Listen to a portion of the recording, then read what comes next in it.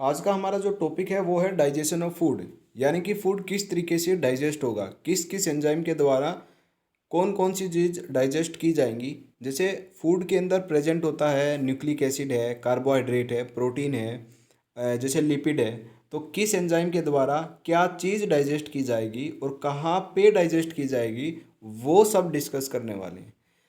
ये वीडियो आपको तभी समझ में आएगी जब आपको पिछली क्लास के अंदर जो मैंने एंजाइम्स बता रखे हैं अगर वो आपको याद होंगे, यानी कि सलाइवा के अंदर कौन सा एंजाइम प्रेजेंट होता है, ठीक है, स्टमक के अंदर कौन कौन से एंजाइम प्रेजेंट होते हैं, फिर बाइल जूस के अंदर एंजाइम होते हैं या नहीं होते हैं, ठीक है, इंटेस्टाइन जूस के अंदर, पेंक्रियाटिक जूस के अंदर। अब ये जितने जूस मैंने बताए, जिस ये सिक्रेशन है, इन सब के अंदर क्या क्या एंजाइम प्रेजेंट होते हैं, अगर आपको ये याद है तभी ये वीडियो समझ में आएगी। ठीक है, तो चलिए स्टार्ट करते हैं डाइजेशन ऑफ फूड। ओके, सबसे पहले हम न्यूक्लिक एसिड का डाइजेशन देख लेते हैं। ठीक है, बक्कल कैविटी के अंदर क्या डाइजेशन होगा न्यूक्लिक एसिड का? बक्कल कैविटी के अंदर सलाइवा सिक्रेट होता है। सलाइवा के अंदर केवल एक ही एंजाइम प्रेजेंट होता है, वो होता है अमाइलेज। अमाइलेज का काम होता है कार्बोहाइड्रेट का डाइजेशन, यानी कि पॉलीसेक्राइड को डाइसेक्राइड के अंदर कन्वर्ट करना, ब्रेक करना, वो होता है अमाइलेज का काम। तो बक्कल कैविटी के अंदर ना तो न्यूक्लिक एसिड डाइजेस्ट होगा, ना ही प्रोटीन डाइजेस्ट होंगे, ना ही लिपिड डाइजेस्ट होंगे, केवल कार्बोहाइड्रेट का डाइजेशन होगा। ठीक है, सबसे पहला है यहाँ पे कोई डाइजेशन नहीं होने वाला है। स्टमक के अंदर देखिए क्या न्यूक्लिक एसिड डाइजेस्ट होगा?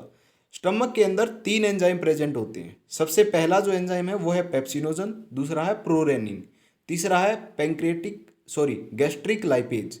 अब तीनों ही एंजाइम जो हैं वो क्या है? गैस्ट्रिक लाइपेज, यानी कि जो लिपिड को ब्रेक करेगा। तो न्यूक्लिक एसिड तो ब्रेक होगा नहीं, और जो दो एंजाइम बच गए पेप्सिनोजन और प्रोरेनिन, ये दोनों प्रोटियोलाइटिक है, यानी प्रोटीन को ब्रेक करेंगे। तो स्टमक के अंदर न्यूक्लिक एसिड का डाइजेशन नहीं होगा। ओके, अब बात करेंगे स्मॉल इंटेस्टाइन की। अब स्मॉल इंटेस्टाइन पे जाने से पहले आपको मैं एक चीज़ क्लियर कर देता हूँ। देखिए, जैसे ही फूड स्मॉल इंटेस्टाइन के अंदर जाएगा तो वहाँ पे क्या मिलेगा? फूड को वहाँ पे तीन जूस मिलेंगे। एक तो लीवर का सिक्रेशन यानी कि बाइल जूस, एक पेंक्रियाज का सिक्रेशन यानी कि पेंक्रियाटिक जूस, एक खुद इंटेस्टाइन का सिक्रेशन यानी कि इंटेस्टाइनल जूस। अब तीनों जूस वहाँ पे इंटेस्टाइन के अंदर मिलेंगे। अब दो जो होते हैं यानी कि पेंक्रियाटिक जूस और इंटेस्टाइनल जूस, दोनों के अंदर एंजाइम प्रेजेंट होते हैं, राइट। अब जो पेंक्रियाटिक जूस होता है उसके अंदर प्रेजेंट होते हैं 6 एंजाइम्स, और जो इंटेस्टाइनल जूस होता है उसके अंदर होते हैं 12 एंजाइम, और जो बाइल जूस होता है उसके अंदर कोई एंजाइम प्रेजेंट नहीं होगा। ठीक है, यानी कि जो बाइल जूस होगा उसके द्वारा डाइजेशन नहीं होगा, ना ही लिपिड का होगा, ना ही उसका होगा कार्बोहाइड्रेट का, ना ही प्रोटीन का, किसी का भी क्या नहीं होगा? डाइजेशन नहीं होगा। ठीक है, तो स्मॉल इंटेस्टाइन की बात करते हैं। देखिए, स्मॉल इंटेस्टाइन अंदर जो बाइल जूस है, क्या डाइजेशन होगा न्यूक्लिक एसिड का? नहीं होगा, यहाँ पे कोई डाइजेशन नहीं होने वाला। पेंक्रियाटिक जूस, और जो पेंक्रियाटिक जूस होता है 6 एंजाइम प्रेजेंट होते हैं। 6 एंजाइम्स में से जो 3 एंजाइम हैं वो तो होते हैं प्रोटियोलाइटिक। ओके, एक होता है पेंक्रियाटिक लाइपेज, ठीक है, एक होता है पेंक्रियाटिक अमाइलेज, और जो छठा एंजाइम है वो बचेगा न्यूक्लिएज, यानी कि न्यूक्लिएज जो है वो न्यूक्लिक एसिड को ब्रेक करेगा। तो स्मॉल इंटेस्टाइन के अंदर जो पेंक्रियाटिक जूस रिलीज हुआ वो न्यूक्लिक एसिड का डाइजेशन करेगा in the presence of nuclease enzyme. अब कैसे करेगा? वो कुछ इस तरीके से करेगा, न्यूक्लिक एसिड पे न्यूक्लियस काम करेगा और उसको बदल देगा न्यूक्लियोटाइड के अंदर। ओके, अब आगे देखिए, नेक्स्ट है सक्कस एंट्राइकस यानी कि इंटेस्टाइनल जूस। अब इंटेस्टाइनल जूस के अंदर ये 3 एंजाइम प्रेजेंट होते हैं। इन तीनों का काम अलग अलग है। न्यूक्लियोटाइड को न्यूक्लियोटाइडेज न्यूक्लियोसाइड और फॉस्फेट के अंदर कन्वर्ट कर देगा, और न्यूक्लियोसाइड जो है वो न्यूक्लियोसाइडेज की प्रेजेंस में शुगर और नाइट्रोजनस बेस के अंदर कन्वर्ट हो जाएगा, और जो फॉस्फेट है वो फॉस्फेटेज एंजाइम की मदद से ब्रेकडाउन प्रोडक्ट यानी कि जो स्मॉल प्रोडक्ट्स हैं उनके अंदर कन्वर्ट हो जाएगा। ठीक है, तो ये था न्यूक्लिक एसिड का डाइजेशन। कहाँ कहाँ पे डाइजेस्ट हुआ न्यूक्लिक एसिड और कहाँ पे डाइजेस्ट नहीं हुआ, ये मैंने आपको बताया। अब नेक्स्ट बात करते हैं प्रोटीन की। प्रोटीन कहाँ डाइजेस्ट होगा? वही चेन, अब वही जो चेन मैंने अभी पहले बताई वही चेन आएगी अभी भी। देखिए बक्कल कैविटी, सबसे पहला बक्कल कैविटी, क्या डाइजेशन होगा? नहीं होगा, ऑलरेडी मैं आपको बता चुका हूँ क्यों नहीं होगा। अब स्टमक की बात करते हैं। देखिए फूड के अंदर जो प्रोटीन होता है, जैसे ही फूड HCl के कांटेक्ट में जाता है तो क्या होता है? डीनेचुरेशन ऑफ प्रोटीन होता है, यानी कॉम्प्लेक्स फॉर्म से सिंपल फॉर्म में प्रोटीन कन्वर्ट हो जाता है, यानी कि सॉफ्ट हो जाता है प्रोटीन। कहने का मतलब ये है। तो जैसे ही HCl के कांटेक्ट में आएगा, टर्सरी से सेकेंडरी, सेकेंडरी से प्राइमरी, ये फॉर्म हो जाएगी प्रोटीन की। ठीक है। अब यहाँ पे दो एंजाइम प्रेजेंट होते हैं जो प्रोटीन को ब्रेक करते हैं। पहला जो एंजाइम है वो है पेप्सिनोजन। अब पेप्सिनोजन जो है वो स्टमक के द्वारा रिलीज किया जाएगा, वो किया जाएगा इनएक्टिव फॉर्म में। जैसे ही वो HCl के कांटेक्ट में आएगा वो पेप्सिन के अंदर कन्वर्ट हो जाएगा। अब जो पेप्सिन एंजाइम है वो एक्ट करेगा प्रोटीन पे, और प्रोटीन को पेप्टोन्स और पेप्टाइड्स के अंदर ब्रेक कर देगा। तो ये काम था पेप्सिनोजन का। अब स्टमक के द्वारा दूसरा एंजाइम भी रिलीज किया जाता है, वो है प्रोरेनिन। ये भी इनएक्टिव फॉर्म में होता है, ये भी HCl के साथ कॉन्टैक्ट में आएगा और जैसे ही एक्टिव फॉर्म के अंदर कन्वर्ट हो जाएगा, यानी रेनिन के अंदर कन्वर्ट हो जाएगा।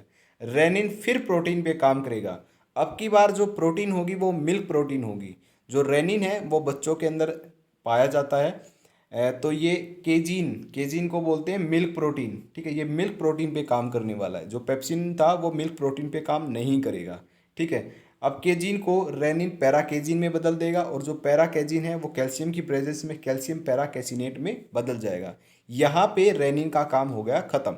आगे जो पेप्सिन है वो कैल्शियम पैराकेसिनेट को पेप्टाइड्स और पेप्टोन्स के अंदर ब्रेक कर देगा। राइट।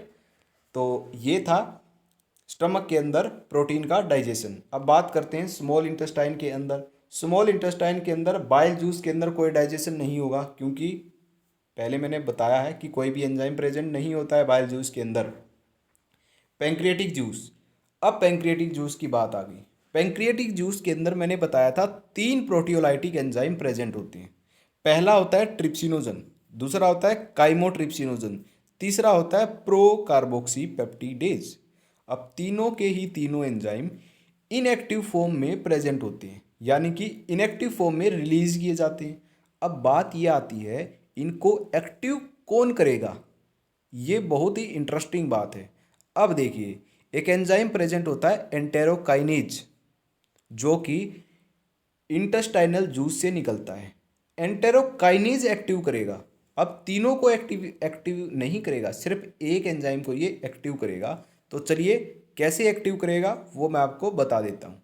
देखिएगा, बड़े ध्यान से देखिएगा, इस बात को ध्यान से देखोगे तो ही समझ में आएगी। अब देखिए जो एंटेरोकाइनेज एंजाइम है ये इंटेस्टाइनल जूस से रिलीज होता है। क्या होगा?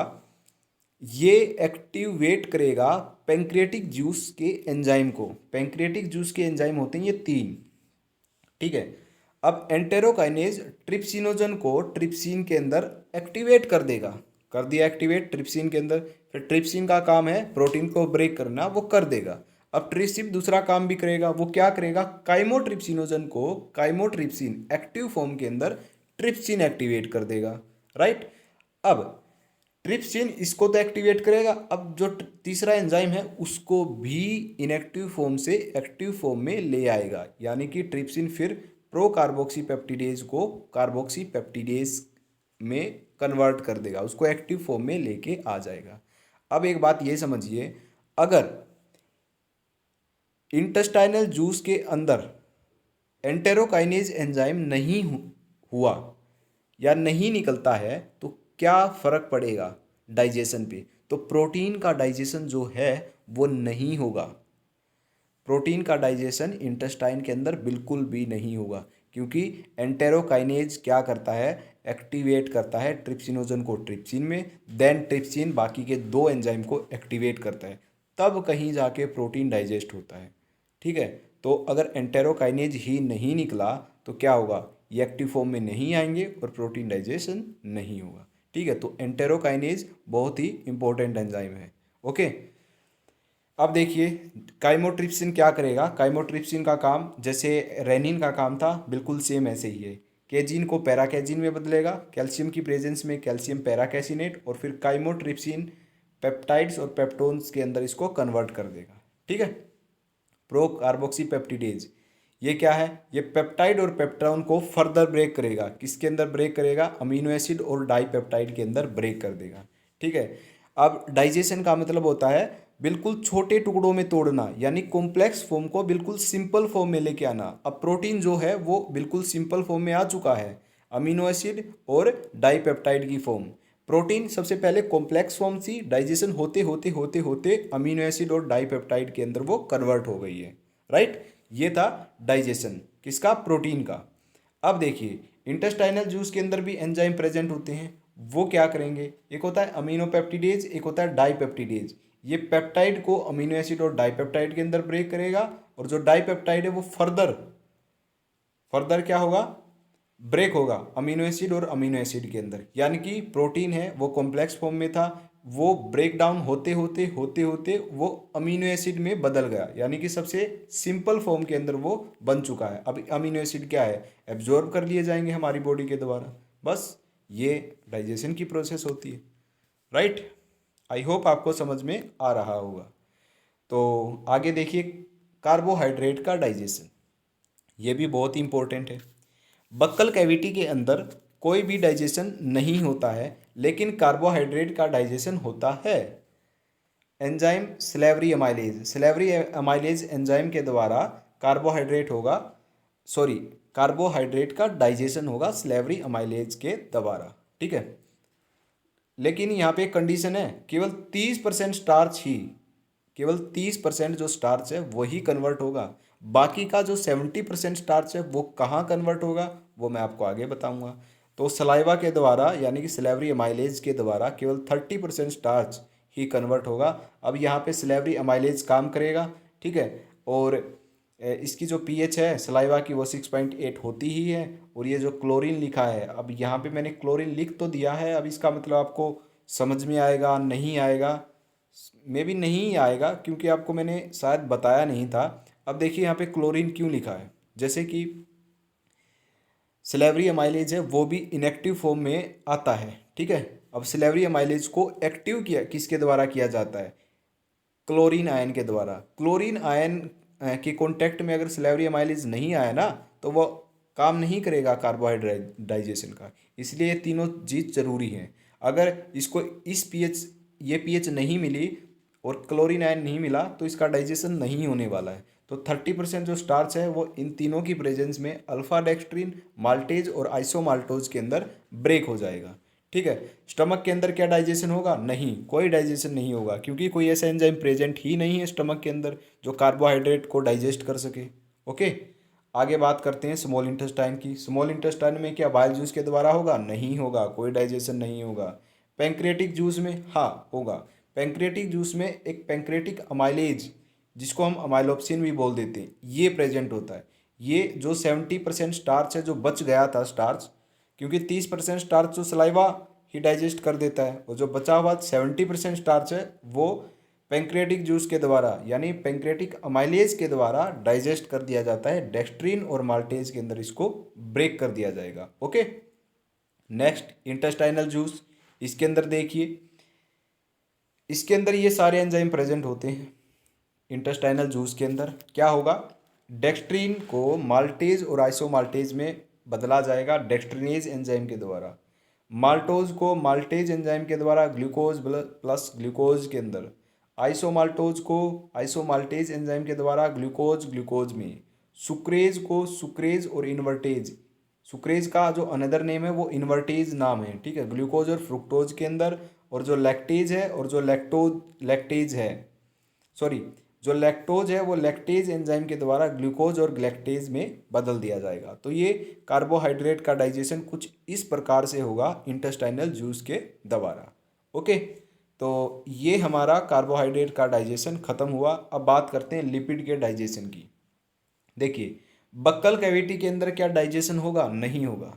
लेकिन यहाँ पे मैं आपको एक बात बता देता हूँ, केवल स्मॉल अमाउंट, बिल्कुल वेरी वेरी स्मॉल अमाउंट जो लिपिड का डाइजेशन है वो सलाइवा के द्वारा होता है, क्योंकि सलाइवा के अंदर सिलेवरी अमाइलेज प्रेजेंट होता है, एक लाइपेज एंजाइम भी प्रेजेंट होता है।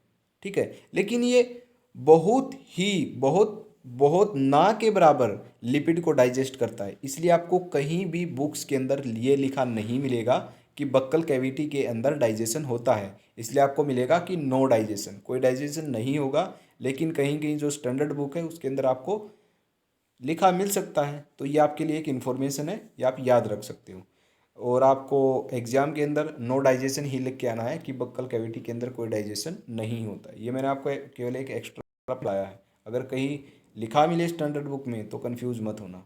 ओके, तो नेक्स्ट बात करते हैं स्टमक के अंदर। स्टमक के अंदर गैस्ट्रिक लाइपेज प्रेजेंट होता है जो कि लिपिड को ब्रेक करेगा। ओके, स्मॉल इंटेस्टाइन में कौन कौन से एंजाइम? स्मॉल इंटेस्टाइन में बाइल जूस के अंदर इमल्सिफिकेशन होता है फैट का। ओके, अब देखिए मैं बार बार कह रहा था कि बाइल जूस के अंदर कोई भी एंजाइम, क्या कहा था मैंने कि बाइल जूस के अंदर कोई भी एंजाइम प्रेजेंट नहीं होता है। ठीक है, फिर भी यहाँ पे फैट का डाइजेशन हो रहा है। वो क्यों हो रहा है? अगर एंजाइम ही प्रेजेंट नहीं है तो किसकी प्रेजेंस में हो रहा है? तो यहाँ पे मैंने आपको जब कंपोजिशन बताई थी बाइल जूस की, तो वहाँ पे मैंने आपको बताया था बाइल पिगमेंट बताया था। ठीक है, सोडियम बाइकार्बोनेट बताया था, सोडियम बाइल सोल्ट बताए थे। तो यहाँ पे ना तो बाइल सोल्ट काम करता है, ना यहाँ पे बाइल पिगमेंट काम करते हैं। यहाँ पे सोडियम बाइकार्बोनेट ये मदद करता है इमल्सिफिकेशन ऑफ फैट में। ठीक है, तो बाइल जूस के अंदर कोई एंजाइम प्रेजेंट नहीं होता है, लेकिन यहाँ पे डाइजेशन होता है फैट का। ये फैट को इमल्सिफाई करता है। ठीक है, तो नेक्स्ट देखिए पेंक्रियाटिक जूस। पेंक्रियाटिक जूस में पेंक्रियाटिक लाइपेज प्रेजेंट होता है और इंटेस्टाइनल जूस में इंटेस्टाइनल लाइपेज प्रेजेंट होता है। यानी कि बक्कल कैविटी के अंदर नो डाइजेशन, यहाँ पे डाइजेशन, यहाँ पे और यहाँ पे भी डाइजेशन होगा। अब डाइजेशन तो होगा, वो कैसे होगा? अब देखिए लिपिड को ब्रेक किया जाएगा सभी जगह। जो कॉमन एक ही पाथवे इसका, लिपिड को 3 फैटी एसिड और ग्लिसरॉल के अंदर कन्वर्ट कर दिया जाएगा। सिर्फ इसका एक ही पाथवे है। राइट, तो ये था हमारा आज का टॉपिक डाइजेशन। ओके, तो अगर आपको इसके नोट्स चाहिए, जो भी ये लेक्चर अभी मैंने बताया है, तो आपको क्या करना है, डिस्क्रिप्शन के अंदर जाना है। वहाँ पे आपको एक लिंक दिया मिलेगा, तो वहाँ पे आप क्लिक कीजिए तो आपको नोट्स मिल जाएंगे। अच्छे तरीके से वहाँ पे मैंने बनाए हुए हैं, तो वो आपको मिल जाएंगे। आपको ये स्क्रीनशॉट लेने की कोई ज़रूरत नहीं है। ठीक है, आप इंस्टाग्राम आईडी पे भी फॉलो कर सकते हो, पेज है ये फार्माडाइज के नाम से, तो यहाँ पे भी आप फॉलो कर सकते हो। अगर आपकी कोई क्यूरी है तो डायरेक्ट आप मुझे मैसेज कर सकते हो इंस्टाग्राम पे। अगर कमेंट में आपको कोई रिप्लाई नहीं मिलता है तो इंस्टाग्राम पे ज़रूर मैं रिप्लाई करूँगा। ठीक है, अगर कोई क्यूरी है, अगर ये कोई छोटा मोटा क्वेश्चन है तो आप कमेंट करके पूछ सकते हो। अगर कोई क्यूरी है, ठीक है, तो वो आप डायरेक्ट डीएम करके इंस्टाग्राम पे पूछ सकते हो। ठीक है, तो आज के लेक्चर में सिर्फ इतना ही। तो मिलते हैं हम नेक्स्ट वीडियो के अंदर।